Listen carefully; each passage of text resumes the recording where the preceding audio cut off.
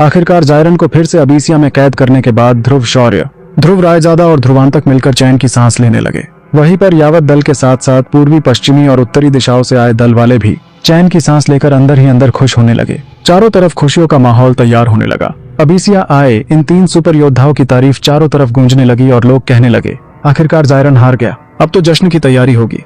लोगों के बीच खुशियों का माहौल छाया हुआ था कि तभी ध्रुव शौर्य को आयामों में कुछ हलचल महसूस होने लगा और अचानक से उसने देखा कि आयामों को चीरकर 7 रोशनियां उसके सामने धरती से टकराई और धीरे धीरे 7 आकृतियां उसके सामने प्रकट होने लगे। उन आकृतियों को देखकर ध्रुव एक पल के लिए जम गया और फिर उसके आंखों से खुशी के आंसू बहने लगे। उसने देखा कि आयामों को चीरकर उसके गुरु आचार्य विदुरदेव, महावस जी, उसकी बेटी ध्रुविका और उसके 2 भाई और ईरा और हिनीसा भी उस आयाम को चीरकर उसके सामने प्रकट हो गए थे।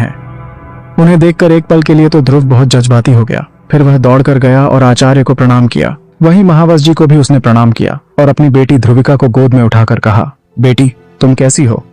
ध्रुव ने महसूस किया कि ध्रुविका की शक्तियां फिलहाल 6ठे स्तर के विद्वान जैसा हो चुका है। ये देखकर ध्रुव हैरान हो गया कि इतनी कम उम्र में वह भी कभी इस तक नहीं पहुंच पाया था। तभी ध्रुविका ने कहा, पापा आप इतने दिनों तक कहां पर थे? मैं आपको बहुत मिस कर रही थी।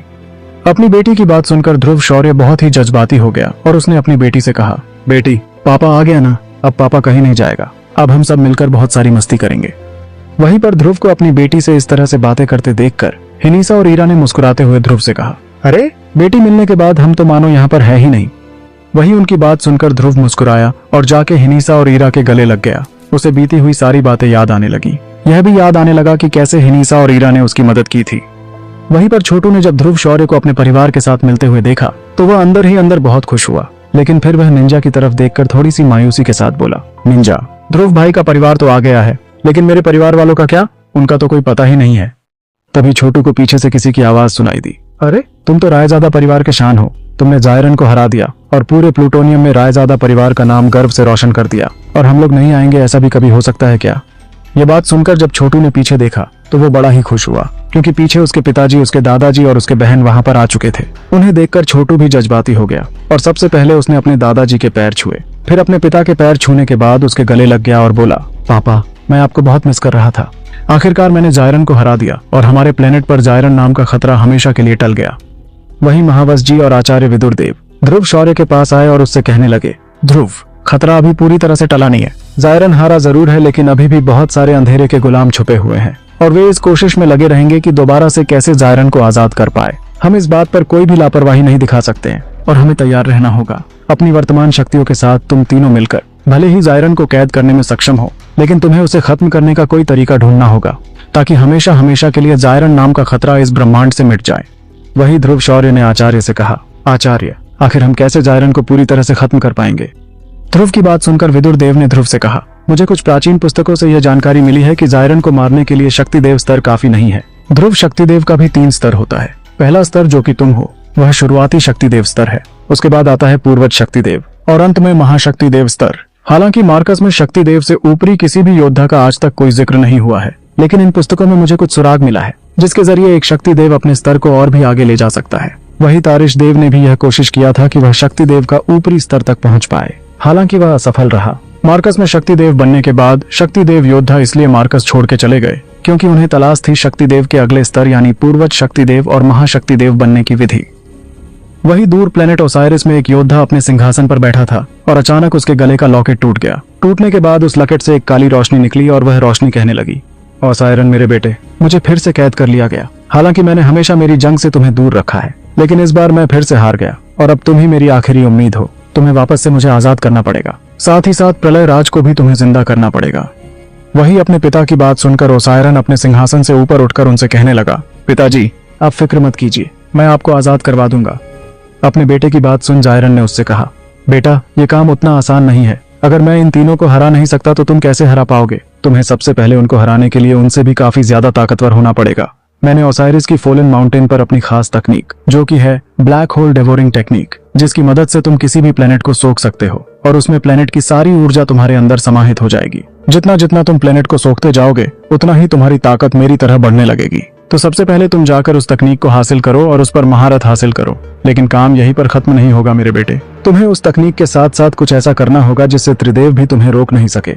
मैंने सुना है प्लेनेट लावेरिया में एक खास तकनीक है जिसकी मदद से तुम अपने शरीर को अमर बना सकते हो, यानी तुम्हारे ऊपर कोई भी हमला हुआ तो तुम्हारा शरीर उस हमले को झेल सकेगा। हालांकि ये तकनीक फिलहाल सिर्फ ध्रुवांतक के पास है, लेकिन अगर तुम इस तकनीक को हासिल कर पाए तो तुम्हारा शरीर भी ध्रुवांतक जैसा अमर बन जाएगा। अपनी मौजूदा शक्तियों के हिसाब से तुम प्लेनेट मार्कस के किसी भी शक्ति देव से कम नहीं हो, लेकिन शक्ति देव बनना कुछ नहीं है, तुम्हें उससे भी और ताकतवर बनना पड़ेगा, ताकि तीनों प्लेनेट के सुपर योद्धा मिलकर भी तुम्हारा कुछ नहीं बिगाड़ पाए। और एक बार अगर तुम मुझे आजाद कर पाए तो हम मिलकर इस बार उन पर कहर बरसाएंगे, सब कुछ तबाह कर देंगे, उन्हें झुकने पर मजबूर कर देंगे। चारों तरफ सिर्फ और सिर्फ तबाही होगी और अंधेरे के फौज एक बार फिर से अपना कहर बरसाएंगे।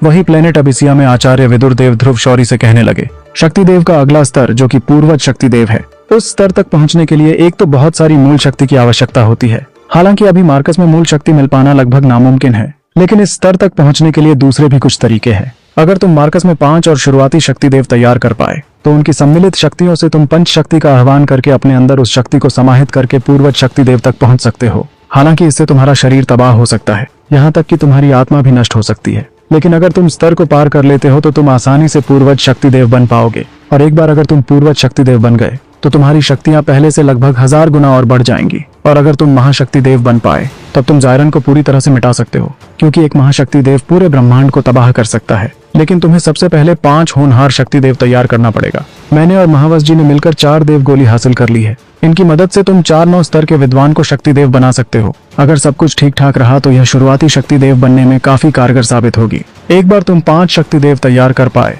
तो उनकी शक्तियों की सम्मिलित ताकत से तुम पूर्वज शक्ति देव बन जाना और अपनी शक्ति देव की सेना के साथ तुम जायरन को हमेशा हमेशा के लिए खत्म कर देना।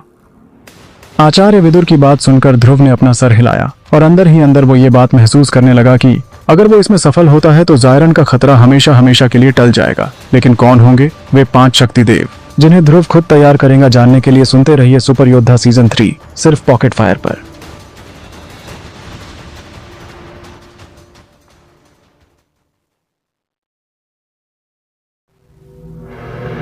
प्लेनेट अबिसिया में आचार्य विदुर देव और ध्रुव शौर्य मिलकर जायरन को पूरी तरह से तबाह करने की योजना बना रहे थे। वहीं दूर पर्वत शिखर पर एक तिलस्मी जानवर जिसका शरीर आधा इंसान जैसा था और आधा गरुड़ जैसा, वह काला पोशाक पहने हुए उनकी बात बहुत दूर से सुन रहा था। इससे पहले कि किसी को उसके बारे में कोई भनक लगे, वो आयामों को चीरते हुए अचानक गायब हो गया। वही दूर प्लेनेट ओसाइरिस में ओसायरन फोलन माउंटेन जाने की तैयारी करने लगा। अचानक से उसे आयामों में कुछ हलचल महसूस हुआ और उसने देखा एक रोशनी उसके सामने प्रकट हो गया। उस रोशनी को देखकर ओसायरन ने कहा, बोलो गरुड़ा, तुम क्या खबर लाए हो?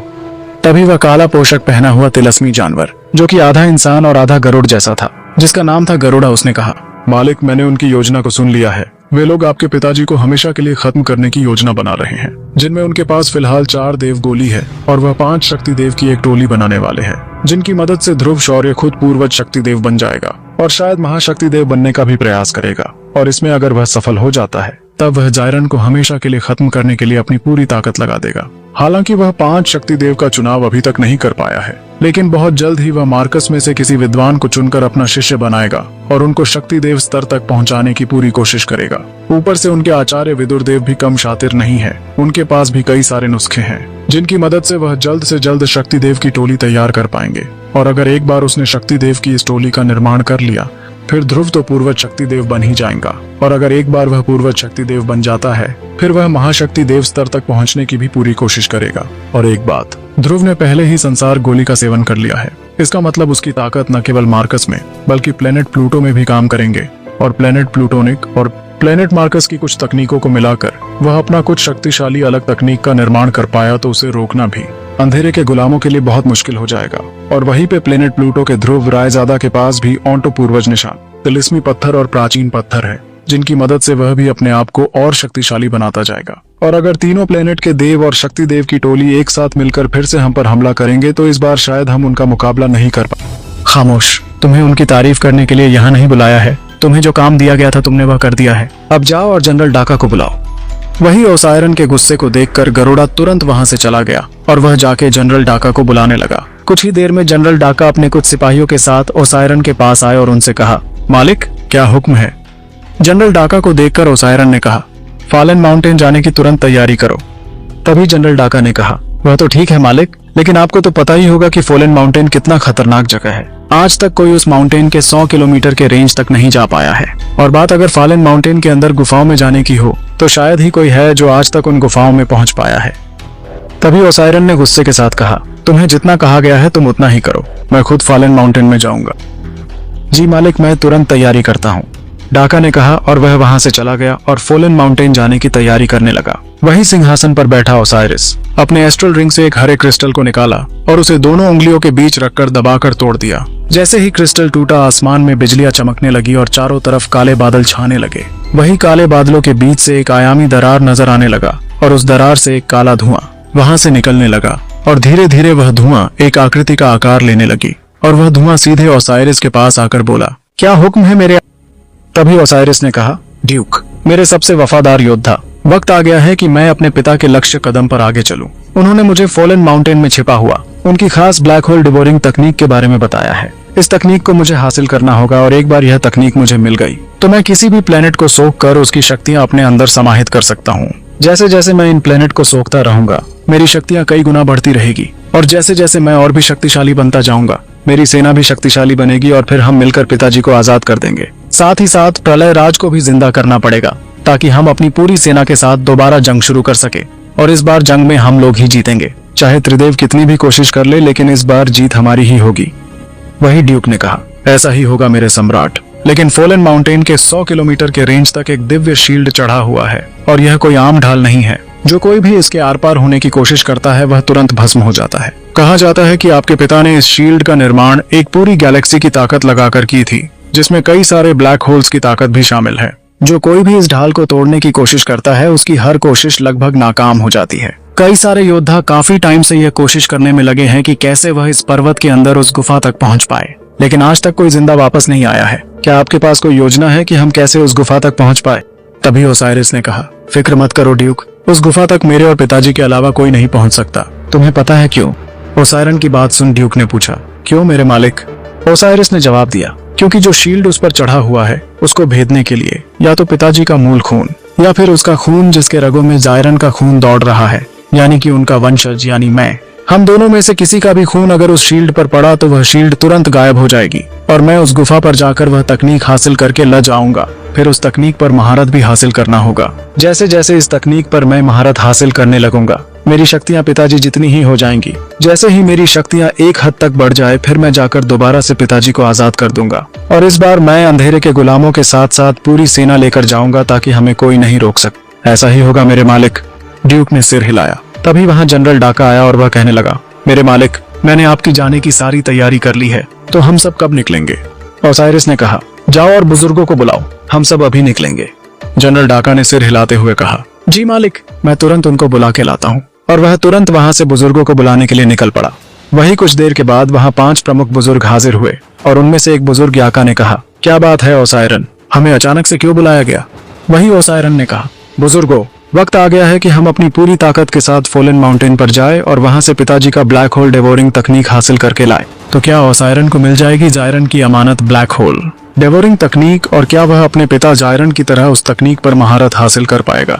जानने के लिए सुनते रहिए पॉकेट फायर पर सुपर योद्धा सीजन 3। दोस्तों, यह स्टोरी अगर आपको अच्छा लगे तो आप तुरंत इस चैनल को लाइक और सब्सक्राइब कीजिए और बेल बटन को दबाना मत भूलिए ताकि हमारा लेटेस्ट एपिसोड का नोटिफिकेशन आप तक सबसे पहले पहुंच जाए। और अगर यह वीडियो आपको अच्छा लगे तो जरूर इस पर लाइक और कमेंट कीजिएगा। आपका मोटिवेशन ही हमें नया एपिसोड्स बनाने के लिए प्रेरित करता है। तो दोस्तों, आज के लिए इतना ही, मिलते हैं अगले एपिसोड में।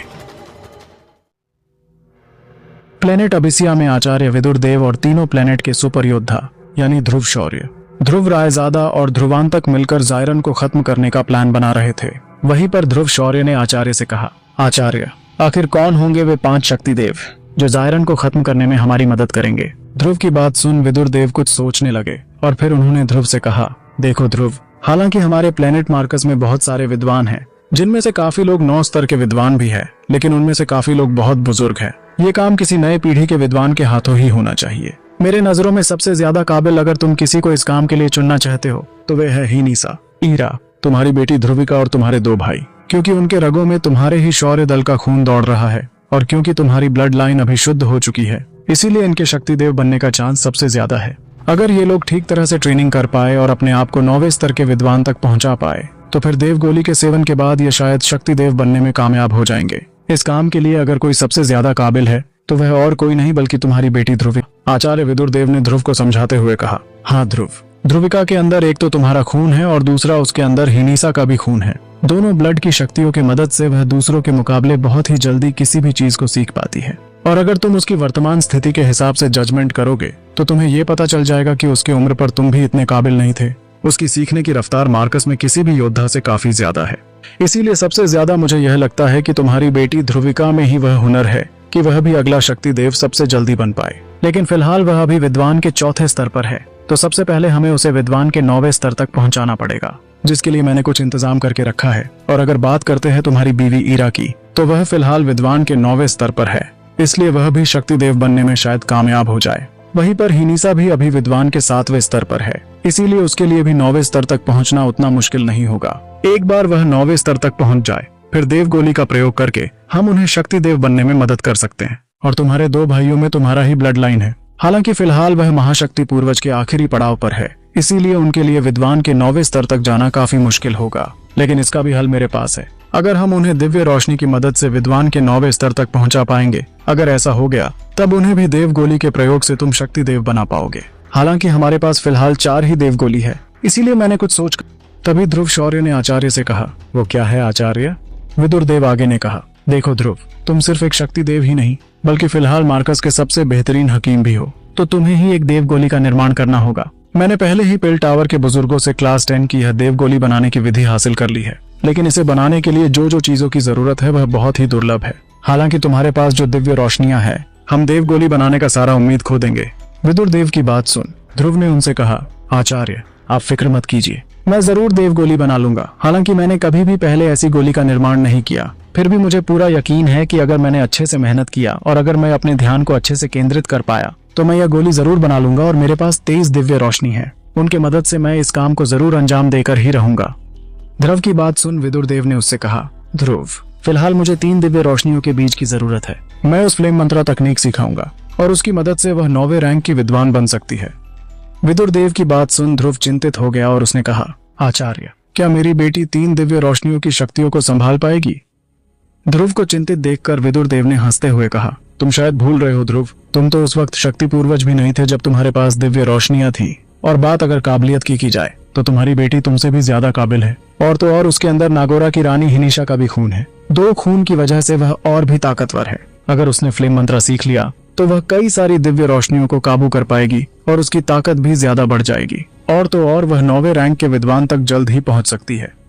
आचार्य विदुरदेव की बात सुनकर ध्रुव और भी खुश हो गया। उसने तुरंत 3 दिव्य रोशनियों के बीज निकाले, जो कि थे शौर्य कमल दिव्य रोशनी का बीज, विध्वंसक दिव्य रोशनी का बीज और अपने आचार्य से मिले श्वेत कमल दिव्य रोशनी का बीज। उसको उसने अपने आचार्य को पकड़ा दिया और आचार्य से कहा, आचार्य मेरी बेटी का ख्याल रखिएगा और उसे मुझसे भी काबिल, मुझसे भी ताकतवर एक योद्धा बनाकर दिखाइएगा। तीनों दिव्य रोशनी के बीज को हासिल करने के बाद आचार्य विदुरदेव ध्रुविका को लेकर धीरे धीरे वहां से मार्कस की तरफ रवाना होने लगे। तभी ध्रुव शौर्य को कुछ याद आया और उसने आचार्य से कहा, आचार्य रुकिए। ध्रुव को अचानक बुलाते देख आचार्य विदुर रुक गए और उन्होंने ध्रुव से कहा, क्या हुआ ध्रुव? ध्रुव ने कहा, आचार्य मेरे पास पूर्वज रुद्रदेव शौर्य की शक्ति बीज है, क्या हम इस बीज की मदद से उन्हें दोबारा जीवित कर सकते हैं? तभी आचार्य विदुरदेव सोचने लगे और फिर ध्रुव से कहा, हालांकि ये बहुत मुश्किल है पर नामुमकिन नहीं, क्योंकि उन्होंने तुम्हें ताकतवर बनाने के लिए अपनी आत्मा की सारी शक्तियां बर्बाद कर दी थी। फिर भी उनका यह शक्ति बीज उन्हें पुनर्जीवित करने के लिए काफी है, लेकिन इसके लिए भी तुम्हें शक्ति देव के कम से कम दूसरे पड़ाव तक पहुंचना पड़ेगा, तभी जाकर तुम रुद्रदेव को दोबारा पुनर्जीवित कर पाओगे। विदुरदेव की बात सुनकर ध्रुव थोड़ा मायूस हो गया, लेकिन फिर उसने जज्बात के साथ कहा, आचार्य आप फिक्र मत कीजिए, मैं शक्ति देव के दूसरे स्तर पर पहुंच के ही रहूंगा और दोबारा से पूर्वज रुद्रदेव शौर्य को मैं जिंदा कर दूंगा। वही प्लेनेट ओसाइरिस में ओसायरन और उसकी सेना फोलन माउंटेन के बाहरी हिस्से में आ गए। तभी ओसायरन ने 5 बुजुर्गों से कहा, बुजुर्गों आप सब मिलकर होमदाई विधि की तैयारी कीजिए ताकि जल्द से जल्द मैं इस शील्ड को नष्ट कर पाऊं और अंदर गुफा में जाकर ब्लैक होल डिवोरिंग तकनीक को हासिल कर पाऊं। ओसायरन की बात सुनने के बाद 5 बुजुर्ग, बुजुर्ग याशा, बुजुर्ग अहिरा, बुजुर्ग दानिश, बुजुर्ग राका और बुजुर्ग चंडाल होमदाई विधि की तैयारी करने लगे। उन्होंने ओसायरन से कहा, सम्राट हमें सबसे पहले आपके मूल खून की आवश्यकता है, इसलिए आप इस शील्ड डिस्ट्रक्टर में आपका मूल खून भर दीजिए ताकि हम इस शील्ड को आसानी से तोड़ पाए। तभी ओसायरन अपनी मुट्ठी को कसने लगा और उसमें से बूंद बूंद करके मूल खून निकलकर शील्ड डिस्ट्रक्टर में जाने लगा और वहीं पर पांचों बुजुर्ग मिलकर मंत्र पढ़ने लगे, जिसके बाद वह शील्ड डिस्ट्रक्टर कांपने लगा और उसमें से काली रोशनी बाहर आने लगी। तो क्या ओसायरन फॉलन माउंटेन की शील्ड तोड़ने में कामयाब होगा? क्या ध्रुव अपने पूर्वज रुद्रदेव को जिंदा कर पाएगा? क्या होगा आगे जानने के लिए सुनते रहिए सुपर योद्धा रिलोडेड का अगला। काली रोशनी को देखकर पांचों बुजुर्गों के चेहरे पर खुशी आ गई। उन्होंने खुश होते हुए कहा, आखिरकार ऐसा लगता है कि यह शील्ड अब टूटने वाली है। सभी के आंखों के सामने वह काली रोशनी जाकर उस शील्ड से टकराई, लेकिन हर एक की उम्मीद के विपरीत कोई भी हलचल महसूस नहीं हुआ। इसे देख ओसायरन गुस्सा हो गया और बुजुर्गों से बोला, आखिर यह शील्ड अब तक क्यों नहीं टूटा? वही ओसायरन की बात सुनकर बुजुर्गों में भी थोड़ा खौफ छा गया। उन्होंने डरते हुए कहा, सम्राट, हमने तो पूरी विधि के साथ ही शील्ड डिस्ट्रक्टर में आपका मूल खून डाला था और उसके बाद काली रोशनी जाकर शील्ड से भी टकराई, लेकिन इस शील्ड में क्यों कोई हलचल नहीं हो रहा है, ये तो हमें भी पता नहीं है। तभी अचानक सभी को जमीन से कुछ हलचल महसूस हुआ। ऐसा महसूस होने लगा कि मानो पूरी जगह कांपने लगी हो। यह देखकर खुद ओसायरन भी चौंक गया और इंतजार करने लगा कि आखिर क्या होने वाला है। तभी धरती को चीरते हुए 8 प्राचीन दरवाजा सामने आने लगा। ये 8 दरवाजे उस शील्ड के 8 दिशाओं में अलग अलग जगह प्रकट होने लगे और 8 दरवाजे प्रकट होने के बाद चारों तरफ एक काली और खूंखार आभा छा गई, जिसे देखकर खुद ओसायरन भी चौंक गया और उसने बुजुर्गों से पूछा, बुजुर्गों, ये आखिर क्या है? ये 8 दरवाजे क्यों बाहर आ गए हैं और कहाँ है वह गुफा जहां से मैं ब्लैक होल डिवोरिंग तकनीक हासिल कर पाऊं? तभी बुजुर्ग भी सोचने लगे और धीरे धीरे वह अपने सामने प्रकट हुए, एक गेट के पास गए और गौर से उस गेट को देखने लगे। तभी उन्हें दिखाई दिया कि गेट के एकदम ऊपरी भाग में कुछ लिखा हुआ है। वह लोग गौर से उस शब्द को पढ़ने की कोशिश करने लगे। तभी बुजुर्ग चांडाल, जो कि प्राचीन लिपियों में महारत हासिल कर चुके थे, उन्होंने उस लफ्ज को समझते हुए कहा, सम्राट, यहाँ पर लिखा है, बनेगा मालिक वो जिसे होगी हासिल हमारी 8 अमानत। उस शब्द को सुनकर ओसायरन की भौहें चढ़ गई और उसने कहा, आखिर ये 8 अमानत क्या है?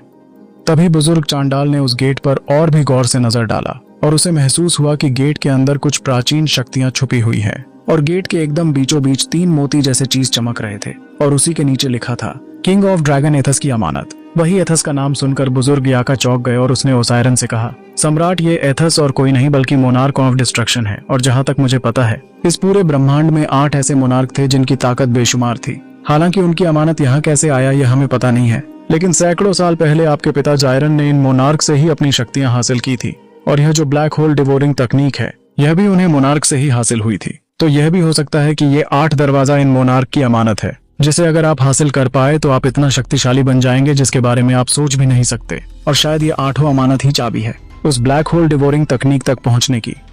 वही इस बात से बेखबर बुजुर्ग ओसायरन को मोनार्क के बारे में समझा रहे थे। वही फॉलन माउंटेन के बीचों बीच धरती के कई हजार फीट गहराई में एक लाल खूनी आंख धीरे धीरे खुलने लगी। उसके चेहरे पर एक शैतानी मुस्कान आ गई और उसने हंसते हुए कहा, आखिरकार लाखों सालों की कैद से मैं आजाद हो गया, मल्टीवर्स में आ रहा हूँ। और पलक झपकते ही वह वहां से गायब हो गया। इधर प्लेनेट ओसाइरिस से दूर प्लेनेट आबिसिया में ध्रुव शौर्य, छोटू और ध्रुवांतक उड़ते हुए अंधेरे के गुलामों को खत्म करने के लिए उनके ठिकानों की ओर आगे बढ़ ही रहे थे कि तभी अचानक भारी बारिश होने लगी और लाल और नीले बिजली के गर्जन के साथ पूरा आसमान चमकने लगा। काले बादलों ने पूरे प्लेनेट को ढक लिया। अगले ही पल ध्रुव के सिर पर एक शक्तिशाली बिजली आकर गिरी। उसने तुरंत अपना सिर पकड़ लिया। उसे इस वक्त असहनीय दर्द हो रहा था। दर्द इतना बढ़ गया कि उसका दिमाग लगभग फटने वाला था। उसकी आंखों के सामने अंधेरा छाने लगा और अगले ही पल उसकी आंखें बंद हो गईं। दूसरी दुनिया में अचानक ड्रैगन पहाड़ी के पीछे की तलहटी में छप्पर वाली एक झोपड़ी की छत पर बिजली गिरी। बूम!